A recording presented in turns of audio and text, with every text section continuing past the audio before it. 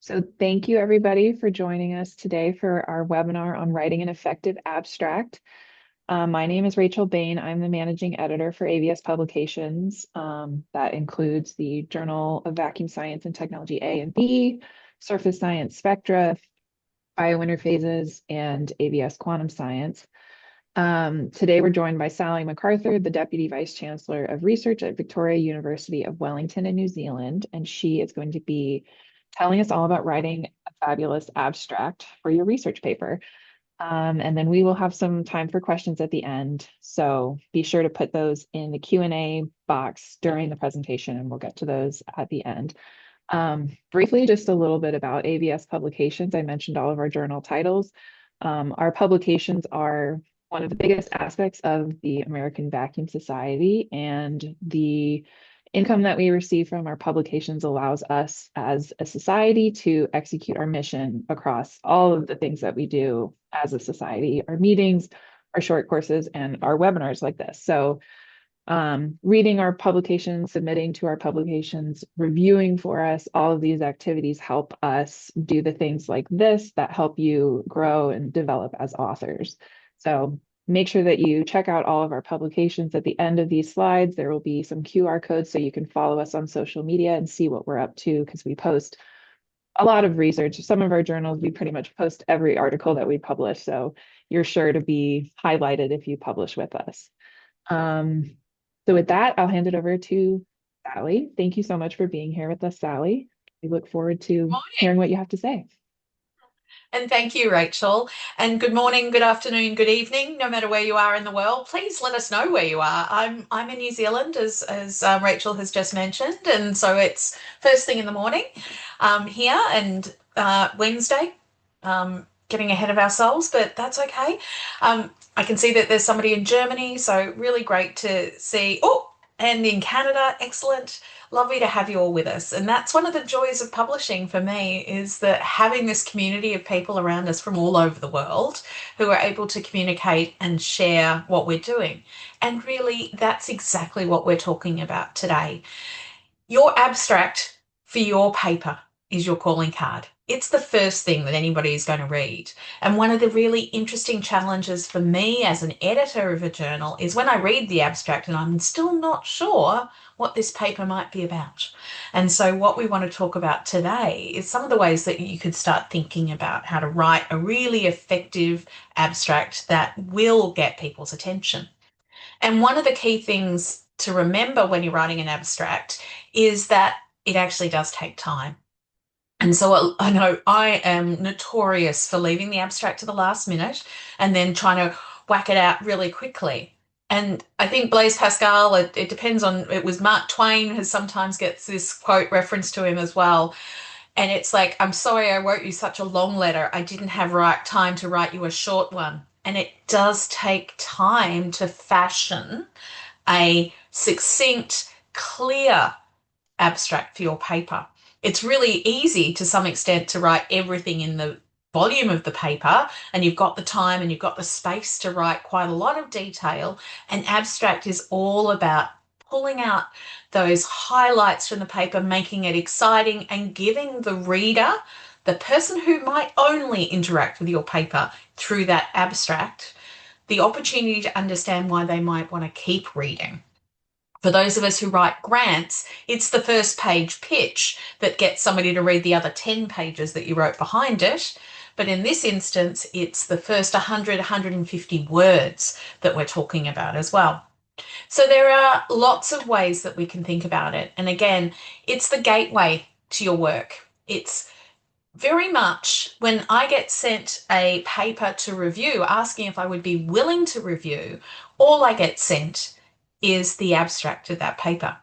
And so if I'm pushed for time and I read the abstract and I'm like, I'm not sure that I really understand this, that's going to be hard, maybe I won't read it, I'm more likely to decline. Whereas if your abstract is attractive, then it's much easier for a reviewer to actually engage and go, oh, yeah, that sounds interesting. I'm going to learn something if I review this paper. But again, We all know when we go online now and we look for papers in certain topics, what we're reading, and you all do it when you're trying to identify literature, is you only read the abstract. And so you're hoping that the information you want is going to be in there. And so when the abstract lays it out for you, it really does make you want to open the paper and look in more detail. It is a standalone document, and so it wants to be a teaser to get you to read it, but it should have enough detail in it to actually give somebody a sense of why they should keep going. And so you really do want to make it count. The other thing that's really important is so many of us are being judged on who's read our papers, who's downloaded our papers, who's actually cited our work. And a good abstract is searchable, and it actually improves the ability that your work is going to be identified in that search engine as well. So database indexes and things like that. A good abstract can actually make it increase your citations and make it easier to find your paper. If it's full of jargon, if it's full of buzzwords, it doesn't necessarily make it easy for an engine to actually find it, and those database indices. And you might be in the situation where you're like, how come my work is never cited? It's right in these topic areas. It's really popular. Have a look at your abstracts and see whether they're actually giving you those keywords and whether it's making it very clear that that's the area that should be being seen. And it's really important. We think about it as a standalone mini paper. And as I said, that reviewer tone, it's like, oh, this could be interesting to read versus, oh, this has got a spelling mistake in it. The language isn't clear. I'm not quite sure what this is on about. And often that curiosity is enough to stop somebody from actually offering to review your paper. And that is the first step of getting published, is getting a reviewer to actually read your paper. Those of us who do a lot of reviewing and those of us who are editors of journals know how hard it is to attract somebody's attention to ask them to do a review. It takes time. So if your abstract lays that out for the reader, it's more likely that you're going to get a fast turnaround from a reviewer who's actually engaged with your work. And that's really what all of this is all about. So ensuring that we can also, though, from the editor's point of view, we can help find the best reviewer for your work as well. It makes it easier for the editor to go, oh, okay, I really understand what this is about. I've quickly read the paper. You know, if you're getting 30 or 40 papers a week to actually look at and make a decision about, we're going to get the ability to actually identify the reviewers who are going to be able to give you the best feedback, because publications are a feedback mechanism. It's one of the most important things we can do, and it's going to speed up that process. But as we say, once your paper is published, once it's been discovered and we're telling you how fabulous it is, and we've actually said, yeah, this is going to be a great piece of work, it makes it much easier. And so it entices the reader to read your article. And it really does incite more citations of your work because somebody has got into it. If you think about the papers that you enjoy reading, generally the reason that you've read that paper is because you've read the abstract and it made sense to you. And so you have confidence that when you read this paper, it is going to be clearly written. You're going to learn something when you read it, and it's worth your time to actually dig into it a bit further. How many times do you read a paper and just go, actually, I still don't understand. I've read it, I've reread it, I've read it again, and I still can't quite understand how they made that conclusion or what it was that they were trying to achieve. And often that is because we haven't structured the paper properly. And so thinking about how you're going to write the abstract can also help you understand how to best structure the paper itself for readability and effective communication. It is not just a, hi, I wrote a paper. It's a form of communication. It's a form of sharing our knowledge with each other. And that's really important as well. It's one of the joys of being in a scientific career or any academic career. So the framework I want to share with you today is a fairly simple one that gives you, and I always do love a few letters that we can stick with, but it's called the Camry framework. And it's 5 steps that gets your abstract to both inform, engage, and persuade the reader to keep going. So we think about it in terms of those 5 letters: the context, setting the scene and establishing why the topic matters; the aim, so saying what you were going to do; the methods, describing how you did it, and enough in the abstract to say, yeah, this looks credible. Something about your results, so some specific insights that the paper gains, and then those insights that you're going to get, the impact about why this matters and what it's going to matter to the field. Now, it's not about saying I've cured cancer. It's not about claiming things that you can't, that honestly your conclusions don't hold up, but it's about saying, how does this move forward? So, for those of you who have ever been involved in pitching your research to somebody, there's a really simple way of thinking about this, and it's called a Gaddy pitch. And it's how to, when you're in the lift with somebody, it's how to say briefly what you do. You know, that classic question that says, so what do you do for a job? And you're like, oh, how am I going to explain quantum physics to you in 30 seconds? Probably not going to be able to do that. But you want a context that you can put it in. And that's exactly what this framework does. So the types of ways that you can think about it is, you find a reference point for the reader. So you know how. Well, what I've done is, and this means that. So if you think about 3 sentences that you could start to frame your abstract around, that's a starting point. That's a jumping off point for how you might think about putting this together. So again, it's, if somebody said, so why have you published that paper? And it's like, well, you know how contact lenses have to be taken out and cleaned every day?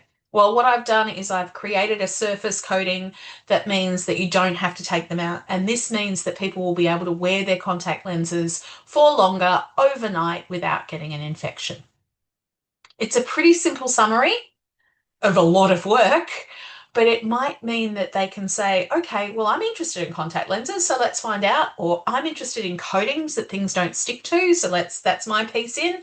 Or I'm interested in why we would leave a contact lens out. Why would I want to wear my contact lenses overnight? And so there's lots of different ways that the reader, or the listener in that case, is able to latch on and ask you more questions. It's not closed. It's not telling people explicitly things. It's actually saying, oh, well, that sounds interesting. Maybe I should look further. And that's the whole premise of trying to get your abstract right.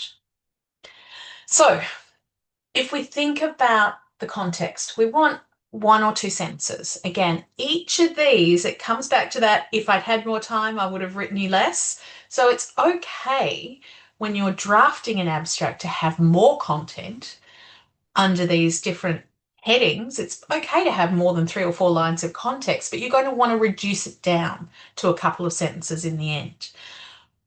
The one for me is always the hardest thing is a blank page. So don't try and fashion 1 or 2 sentences straight off as being perfect. You will go around in circles. Write down the key things that you think are going to matter. So set the scene. What does this field, or what is the problem that you're going to do? What's the broader significance? Give that relevance to somebody so that even if they're not directly interested in your application area, they might be more interested in the broader conversation. And that might get you readers that are outside your discipline as well, but more broadly interested. Don't need to have a lot of background. You don't need to explain how in 1788 somebody developed something. That is the history. That's for textbooks. This is a publication. This is primary literature. So this is what's happening now. It's that elevator pitch. So it's sort of saying what is going on in the field and what's the problem that is worth solving, and why does it have context? So if you start with using a slide like this, you might end up with 4 sentences, but you'll be able to refine that back and link them together in a good way. When I say 1 to 2 sentences, that doesn't mean a sentence is a paragraph either. They're short, they're sharp, they're really easy to read. It's not complicated language either. It doesn't mean that you have to reread it 5 times to understand what somebody's saying. Think about it as a conversation. That's actually the really important thing. So we go to the aim. Again, one sentence. So think about an active, direct statement of purpose. What gap are you filling? What is the other things that are going on? Be very specific. We have a tendency in scientific writing to be really hereby, what if, wherefore. And it's like, you wouldn't use that language. And I know for many of you who English is not a first language, you will have been taught very complex language structures. Actually, this is your opportunity to really simplify it. And again, simplifying takes time. It's easy to write complex language because we don't dig below it. If we want to get to the heart of what we're actually trying to say, we want one crisp sentence rather than two really vague ones that somebody's like, I don't know, is this really what they... So it's the simple thing of here we demonstrate how to make a coating that protein won't stick to. Simple sentence. That's what this paper is about. This is what my aim is, to make a coating that nothing will stick to. Have I managed to do it? Have a read. Is sort of what you're trying to get to. So the methods. And again, you know yourself, when you're reading a paper, you're really going to struggle to know. And it's as we develop as researchers, we read papers for completely different reasons. And so one of the things that really frustrates me when I'm looking for a paper on a certain topic is working out from the abstract, is this going to have the method in it? Which paper was it that had the method in it that I was really interested in versus had some interesting results in it? And one of the really interesting challenges I think here is that the earlier you are in your career, the more you're looking at papers in terms of method. And so being able to help the reader spot the method. So what are the methods that you're using, the type of technique that you're using? If it's different, make sure it's clear. But if it's the same, you probably don't need to detail it, but just be signposting. We're using a combination of physical chemistry techniques and surface analysis techniques to understand how proteins stick to surfaces. Okay, it gives you the insight to say, oh, okay, so they've looked at protein and they haven't just used surface analysis, they've used biological methods. So I want to see how they've brought those two things together. That's what I'm actually interested. It's also a signpost to the reader and to the reviewer that you know what you're doing. Because if you can simplify the language and say it's sort of a combination of these are the methods I've used and they are the right methods to use for the questions that I'm trying to answer. That's the balance here. So we analysed, we tested, we modelled. Again, if you're using AI methods, if this is a really good chance to start to bring those types of things in that say, okay, I've gone to a more complex level, this is advancing this field, or I've looked more wholesomely at the data. Holistically probably is a better word than wholesomely. I've looked at my data set and I've compared various things, and there's something new in here that you're going to find out about because I've used the right method, or I've brought an interesting combination of methods together to give you new insight into what's going on as well. So the results. Hi, these are the bits you know 100% well. And our temptation at this point is to tell everybody everything that you've done in this little abstract that is only going to be a couple of hundred words. So it's really important here that you get to what is the most interesting thing. You don't have to tell me the background or the standards that you ran or anything like that in here. It's actually what's your most important finding. It's leading a bit with your conclusion in this point, but if you've got numbers, think about how you bring them in, but numbers in isolation don't really help because if there's no context around them. So again, your results and the way that you do results will be designed around how you've put your aim together, how you've put your method together, what is it that you want the reader to know.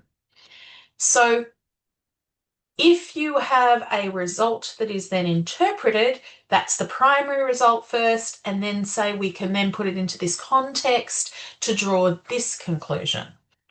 You know, you don't have to say maybe it means. The worst thing you can say in an abstract, and actually the worst thing you can say in any paper, is maybe it means this.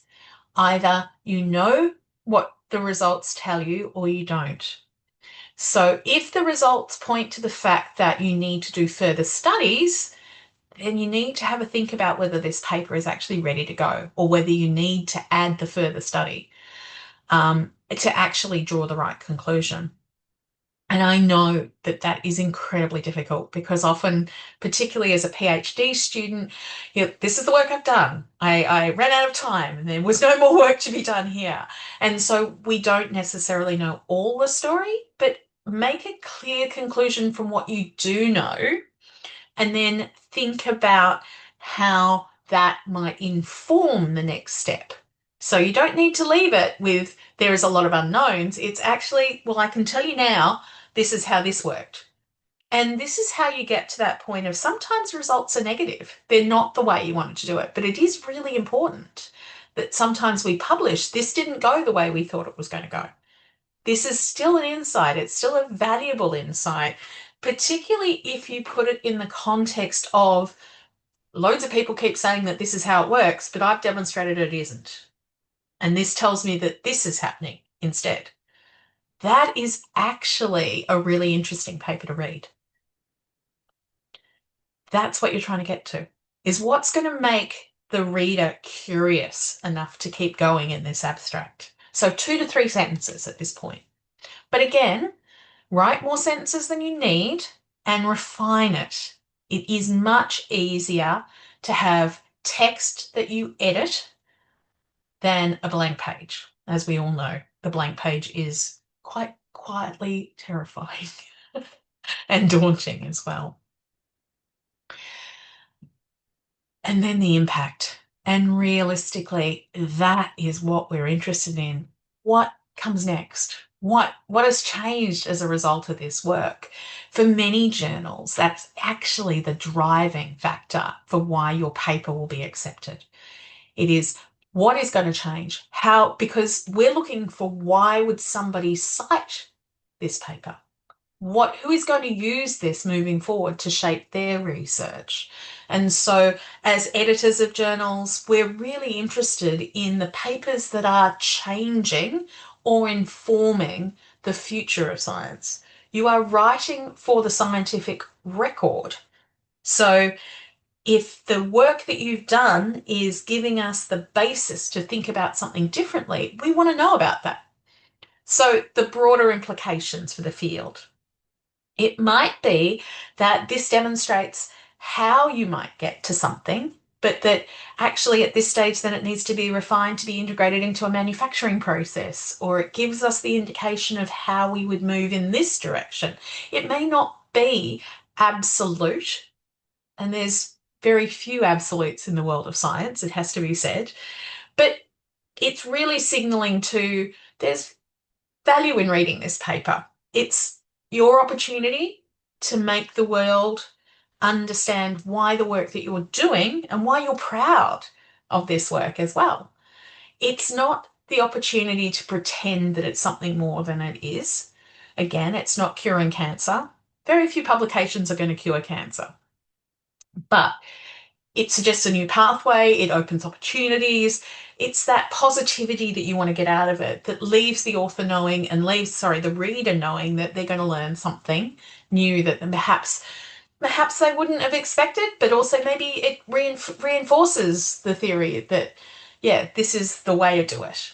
One of the things I think, and that I've been thinking a lot about lately is when it comes to science and the literature, there are so many ways that we could come up with the right solution to do things, but each solution that we come up with has its own limitations.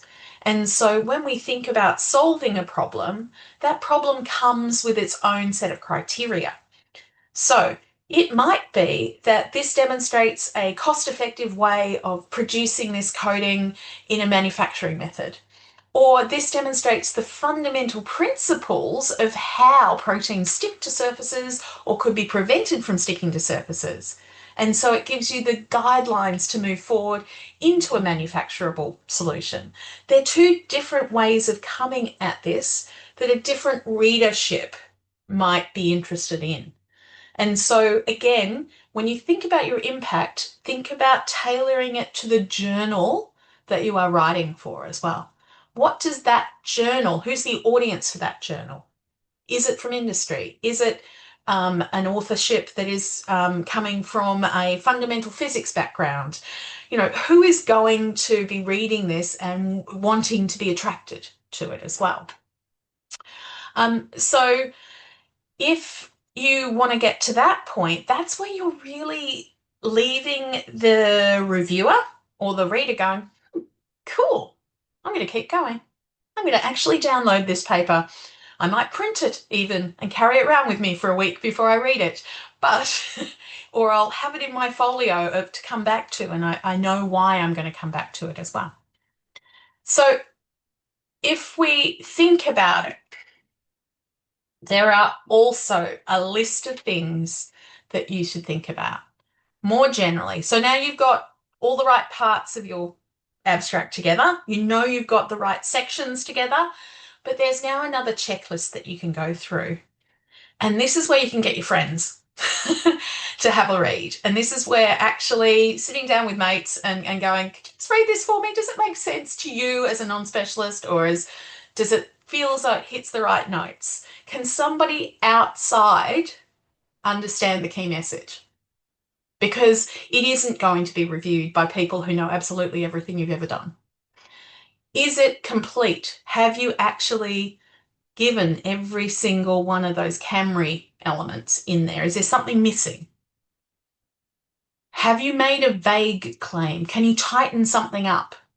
It's that editing of the work. If you never read this paper, would somebody be able to say, oh yeah, Joe Bloggs, yeah, Sally MacArthur, she works in this area, she's good at what she does, without reading this whole paper? Or this would be worth, or, oh yeah, I read an abstract from that person the other day, and I didn't read the rest of the paper, but it looked really promising. It's exactly the same, and I would reinforce this same set of rules works for writing an abstract for a conference. If you've got to write a conference abstract, this is all you're going to get in terms of getting the difference between getting an invited talk or a talk at that conference and a poster. And I can guarantee you, if you have not followed these types of rules, you'll be getting a poster because it won't be clear why people would want to hear from your talk as well. Second part of this one is stick to the rules. If the journal says it needs an abstract that is 150 words, do not provide them with an abstract that is 300 words. That is instantly going to get you desk rejected. And please try again. So it's not an opportunity to write everything you've ever wanted to write. It's the same with the paper length. Less now that we have restrictions on how long a paper can be, but if the rules are there, stick to them. The other piece is be consistent. Don't make a claim in the abstract that is not backed up in the rest of the paper, and vice versa. If your aim and your conclusions do not match, if the results are some like, wait a minute, that's not what they set out to do. Why did they end up over here in another planet? You know, why is she telling me all about something else in this abstract? That is instantly a flag to a reader that this is not going to be a paper worth reading because you haven't brought the pieces together. For those of us who are first English as a first language speakers, we don't necessarily know the grammatical terminology of how we think about writing, but you'll know when you read it that if you're reading something in an active voice rather than a passive voice, and scientific literature is notoriously awful for everything being in a passive voice. and it sort of distances yourself from it. So write in an active voice. This is your permission to write in an active voice. No matter what you've read from anywhere else or what somebody might have told you that you have to write in a passive, actually write in an active voice. The findings are stated directly, not we show. Sorry, yes, we show. We show that this happens, not it is shown. It's very direct. You're allowed to say we. It's okay. And I know many of us have been trained to say, no, we don't use personal pronouns, but actually, and the other thing is, we show is so much more succinct than it is shown. Even if you just read it, it's just like, hang on, what? It's more complicated, which again, the other thing I want you to think about is that the person who is reviewing or reading this paper may not be a native English speaker. So your ability to write an abstract that is not complex, that is simplifying, has language that is readable, and I think when we talk about it in scientific terms, we might say a reading age of 14. Okay, so a teenager's reading ability, not a really complex reading ability, is a good level to get your comprehension across when you're writing as well. So don't assume that you're speaking to a Nobel Prize winner, who knows everything about something. And I'm not clear that I'm sure there's lots of Nobel Prize winners who do know everything, but I'm not clear that they know everything about all of the things that we're ever going to do. So what not to do? Because sometimes that is the most important lesson you can have. And we'll be sharing these slides with you. You'll be able to get these from the AVS website, so you can download them and print yourself a what not to do slide, or put a little post-it note on your computer. Overload the background. So tell me everything that's been done in the last 200 years about this field without actually telling me what you've done. And that's always tempting. It's the classic pitfall of an undergraduate essay that starts out in 1417 when something was discovered about photonics, and you're just like, do I need to know that in this paper? Possibly not. It's not a history lesson. Announcing what the paper does rather than what you found. It's what you found. It's a science record. Okay, so a paper doesn't do. Your results and your experimentation found something. There are no references in an abstract. Rethink what you've written if you feel that you need a citation. It needs to be self-contained. So again, that's another reference point. If you're thinking, oh God, I need a reference in there, you've got it wrong. So go back and rethink how you're phrasing it. You still have to explain any acronyms. So my point at this one is really do think about whether you need the specialized terminology. Now, there might be some methods that you're using, some techniques that you're using, but if you can simplify that language to say, okay, rather than saying I used XPS and TOF Sims, I use surface analytical techniques, will probably do. In that context, you can get into what the specifics were, but you're telling the person that you looked at the molecular level surface chemistry is much better than trying to explain this is what XPS is and having to put in, you've used a lot of words and you need to expand them in that context. So that's the opportunity you have. That final sentence shouldn't be a surprise. It shouldn't be, oh, okay, so that's what this paper is about in the final sentence. The final sentence is for bringing it all back together. So don't bury the findings. Make sure it's nice and early. And again, yeah, passive voice is not your friend. Active voice. And if you don't know the difference between active and passive voice, if you haven't worked out, you can actually, in Word, put on your grammar checker and it will tell you that you are writing in the passive voice. It's a big no-no. But it's constantly when we see scientific literature, and I am just as guilty of doing this, that everything will end up underlined because Word will go, this is all in passive voice. Could you try something else? So use the tools that you have available to you to actually work on these things as well. Okay, there's still a few more. I know it is a bit of a what not to do, but that's sort of the point of these types of workshops as well. Don't refer extensively to other work, and particularly don't refer to your other work. It is not an opportunity to tell everybody about all the other things you've done. It is a self-contained summary of the current work. Don't define terms. Don't rephrase or repeat the title. You're wasting your words. The title stands alone. Again, think about your title, though. The number of titles, it's like the title for a PhD, where I work as a deputy vice chancellor. I have to revise every title or look at every title and explain it to my vice chancellor for every PhD. And my vice chancellor will be sitting there going, or provost, sitting there going, I have to say this on a stage in front of other people? That this is the title? It's like, oh, okay, it might be the work, but it isn't really interesting and it's not really helping me as a reader to understand what this is going to be about. So use those words that we have to form a story. It's a cohesive story. Um, don't add information that isn't in. The abstract is absolutely not the place to have a conversation about something else. You might want to put a contextual piece into your lit review or into your introduction. That's the place for it. It's not in the abstract. And as I said from the very outset, you need to give yourself time. And often what we do is think, oh, I'll leave the abstract till the end because I'll know what to do once I've written the whole paper. And then suddenly we're coming up against a deadline, or we've got people going, oh, haven't you submitted this paper? And so you rush to put that abstract together. Be generous to yourself. Give yourself enough time. Iterate that abstract. Put as much into it.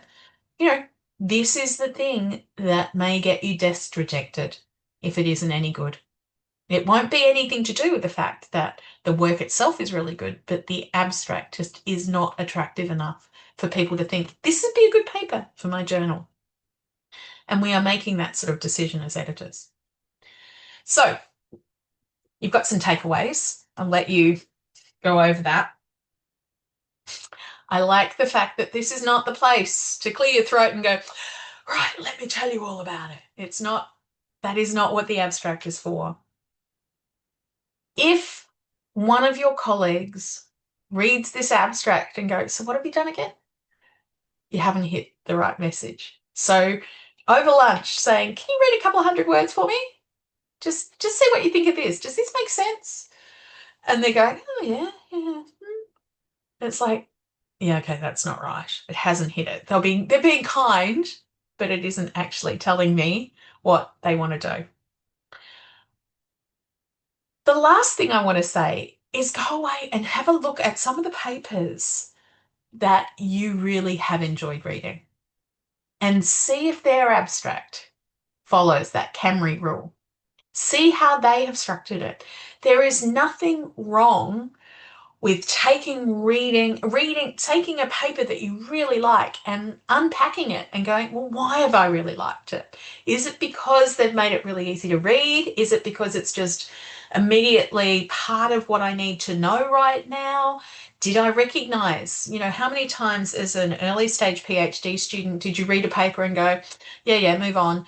And then a year later you come back to it and go, oh, actually, this is perfect. It's got exactly what I need to know. And so remember that as we develop our understanding, as we learn, what we take from papers changes as well. So the more experienced of us, the old and craggy and very grey-haired amongst us, have read a lot of papers. Have a think about what is it that actually makes it really interesting. But really importantly, and my biggest message from today is give yourself time and write a great abstract.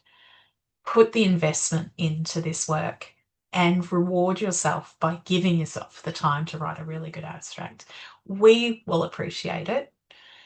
You will learn something, and your chances of actually having your work published on the first pass will rise significantly. But more importantly, the chances of your paper being read by the people who you wanted to have it read by will be improved as well.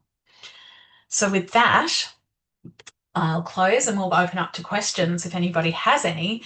But I really want to encourage you to take a look at the AVS journals. As Rachel said at the start, the journals, we are a society that is driven by our ability to publish some of the best work, but also this is publishing with purpose. So when you publish with us, the community comes together to work around making your paper better.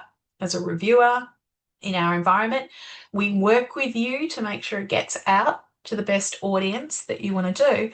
But as Rachel said, any income we earn from our journals, we actually return to the societies. We're not a for-profit. We're using this money to actually run things like this webinar and to run our conferences and things like that. So it's publishing with purpose when you publish with the AVS journals. So thank you. Thank you so much, Sally. That was wonderful. Maybe you can leave that last slide up just for a Oh yeah, moment. I There's a lot can. of information on there. While we handle a couple of our first questions, we have two in our Q&A box already, and everyone else, I encourage you to just ask us any of your burning questions about abstracts. And we have quite a bit of time, so if you have any other questions about publications, I'm sure we can branch out a little bit. Yeah. First, we have, how can I suggest a follow-up study without prompting the reviewers to ask me to do that first in order to get the work published? It's a wonderful question. It is a wonderful question. And so it's the way that you put it together. I think you need to ask yourself, is this piece of work complete without that? So if you're making a claim that this is only the starting point and then I want to go into all of this other work, it's about how you word it. So it's saying what this piece of work says in its completeness. So this work is complete as it stands. The next step or the next opportunity is to do this other, what would be complete study. But if the conclusions that you're drawing require more studies to be done, then that's when you've weakened your debate. So the key point here is to say, this is a complete study. The next step would be this, and you've got to think about whether you need to suggest a follow-up study at that point as well. There's a very delicate balance, I think, between the reader thinking, well, where is that study? Versus the reader going, oh, yeah, that would be a good idea. But I can understand that this is in its entirety self-contained. So that I think would be my only way. And it's a very delicate balance. And sometimes that reviewer too, it wouldn't matter what you did, they would always want you to do more work. Reviewer two is known for that, whoever they are. Um, so yeah, don't panic too much, but you can actually also, when you get to your reviews, if they're suggesting that, explain why that is not appropriate, or that, yes, it was thrown in there for an opportunity, but it's not central to this debate. Abstracts are indexed, so shouldn't you contain specialist terms like X-ray photoelectron spectroscopy because that's what the scientists search for? Yeah, the abstract is indexed, but so is the keywords. So you can think about whether your keywords include X-ray photoelectron spectroscopy versus surface science. So you've got both of those opportunities. So they come together. Um, what I and in some cases, if your entire study is about X-ray photoelectron spectroscopy, yeah, put it in.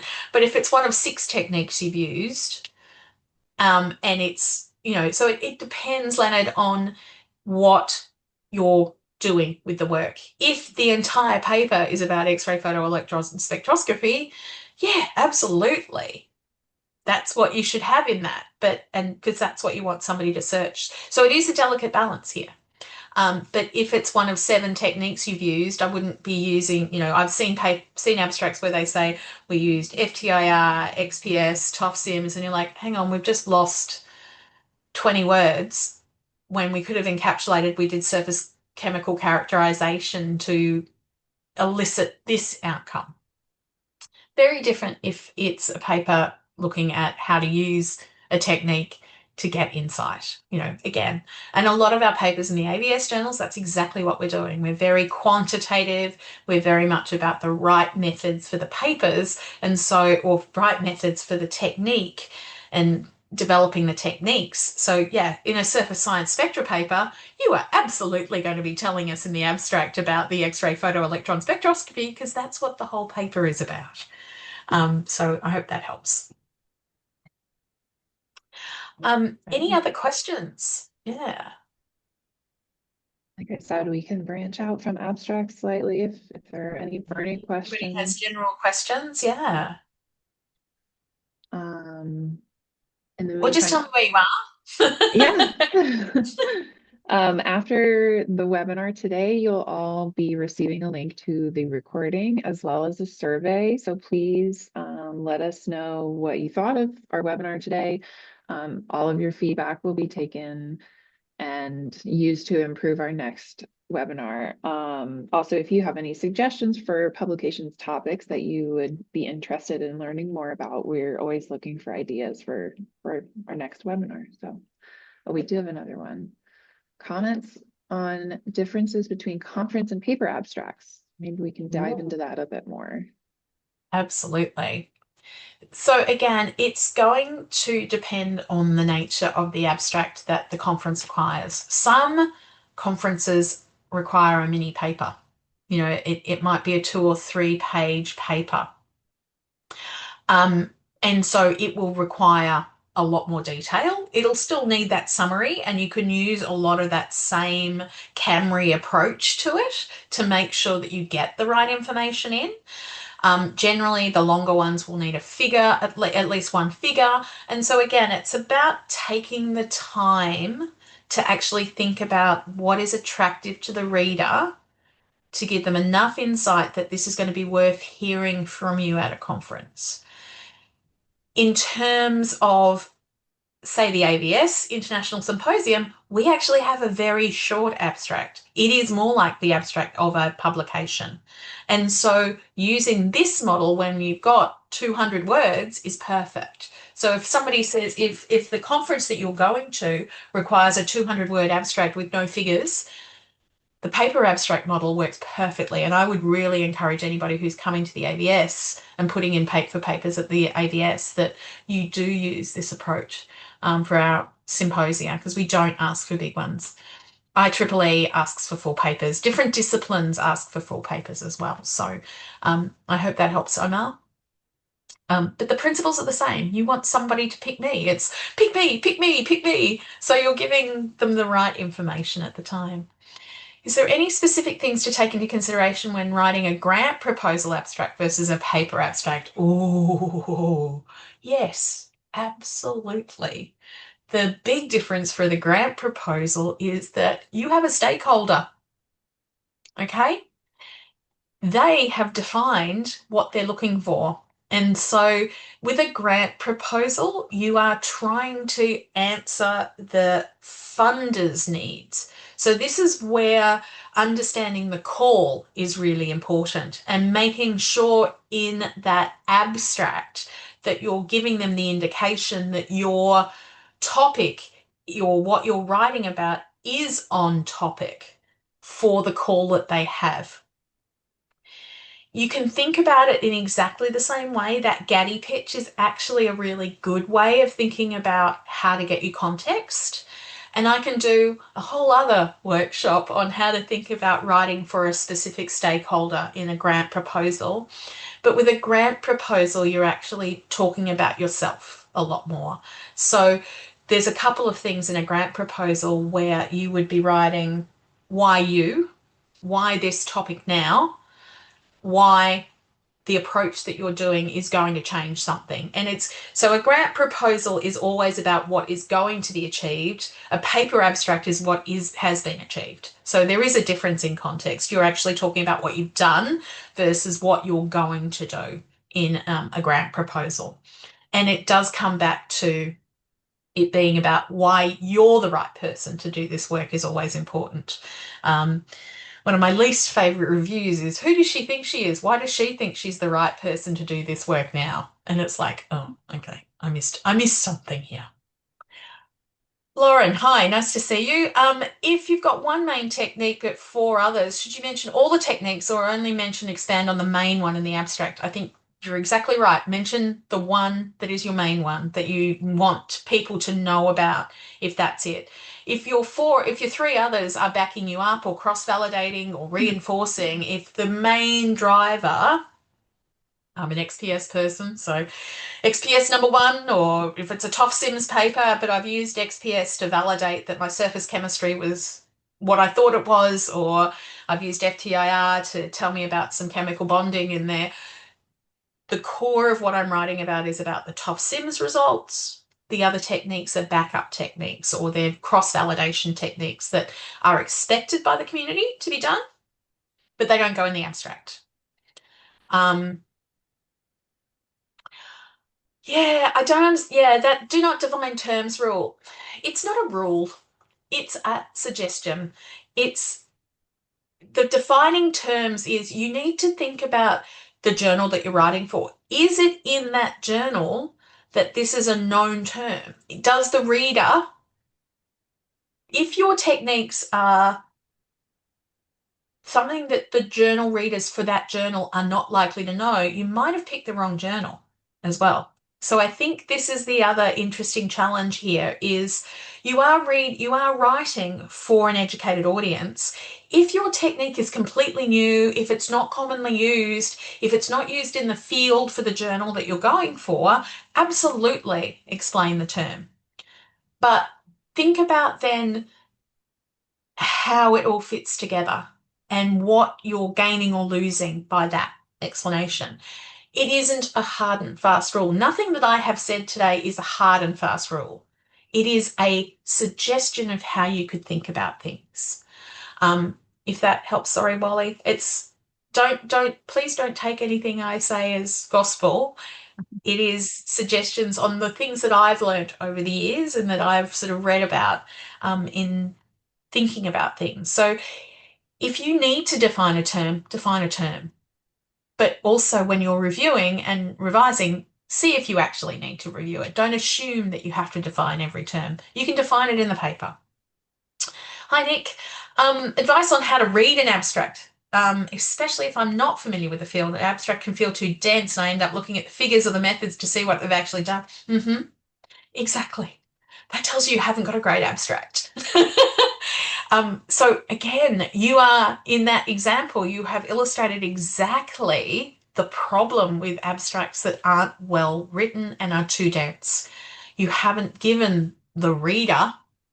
So again, yeah, it's not about reading the abstract. That's back on the author to actually do that for you. So yeah, if you feel that you have to look at the figures or the methods to understand what is actually being done, then the abstract is not doing its job. And so that's a really good example. It's not a matter, you read the abstract how you read the abstract, realistically. It's not, if you have to refer to the other thing, what I would suggest if you're a reviewer in that situation, that you recommend that they revise the abstract as part of it. It's something we're not very good at. We focus on actually revisions within the actual paper, whereas actually it would be incredibly helpful to the editor if you made some suggestions on how to improve the abstract for readability, for, getting out the key points. So yes, absolutely read that abstract. And then if you're going ahead to review or if you're going ahead to look at it, actually think about, does it actually show this work in its best light? Or do I need to look at the rest of the paper first? Because that it isn't meeting that standard of can it stand alone to understand it. Yeah, that's great. Other questions? Last call. We've got just about 5 minutes left. Thank Those you. You've were used the time really fantastic effectively. Thank questions. you, Yeah, everybody. They're brilliant questions. It's lovely to have you all awesome. here. Yeah. Yeah. Well, while we wrap up, get your last questions in, but like you can see on the screen here, make sure that you follow all of our journals on social media and you'll see updates. Next time we do a webinar, you'll get notified, as well as I mentioned earlier, all of the wonderful research that we highlight on all of our platforms. And maybe if you publish with us, you'll see your article highlighted on one of our pages. Um, Absolutely. And can I also recommend, though, that if you're interested in reviewing for us, let us know. mhm, If you would like to do absolutely. some reviewing, we are always interested in people volunteering to review. If you reach out to any of the journals, we will be able to add you into our volunteered. We're always looking for good reviewers. And having attended this workshop, you now know some more good things to think about when you're Mhm. reviewing as well, which is great. Um, Yeah, definitely. All it's been right. lovely to have you all here. Yes, thank you all for attending and your wonderful questions. And I hope that we will see you at our next publications webinar.